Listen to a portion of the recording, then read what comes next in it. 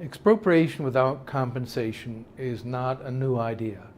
It's been tried in quite a few countries, and the general outcome is that it's not a happy story. It leads to consequences that were not foreseen by the people who implemented them, but we can understand in hindsight. For one thing, the value of property falls when there's no more security to it. And that's something that we see already happening in South Africa for a number of properties, because people who might purchase it anticipate it might be confiscated without any sort of compensation afterwards. Second thing is that when people don't know that they'll be able to hold on to their assets, they begin to consume them. They consume the capital value. And in country after country after country where this has been tried, the livestock numbers fall, the agricultural output falls, and one consequence is someone has to be made to blame for it. Someone is responsible. So a process is put in motion, a political process of finding scapegoats, punishing them, making the requisitions harsher and harsher and harsher. At the end point, you end up with a system that no one anticipated at the beginning. But using history, we can see how it moved from one stage to the next.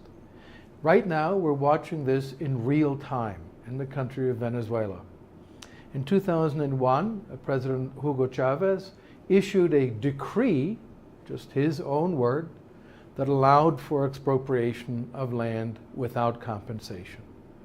And the consequence was what we would think would happen based on our knowledge of other cases. Agricultural output began to fall.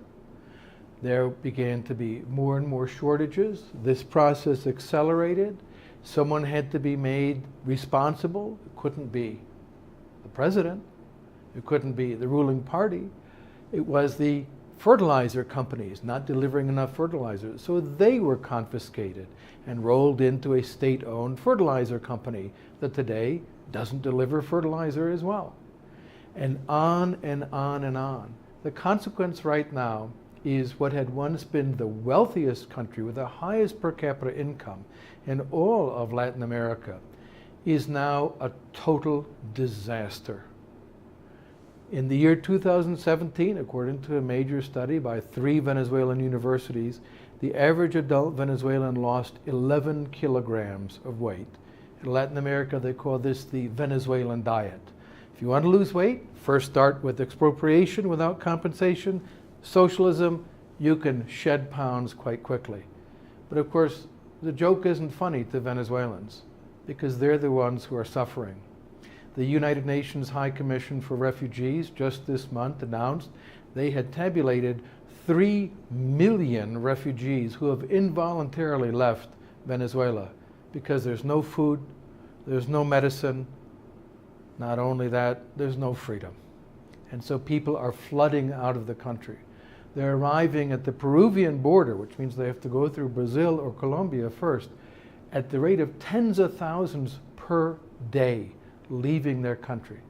So far, as of this month, at least 10% of the population has fled because they're hungry, because there isn't enough food for themselves and their children.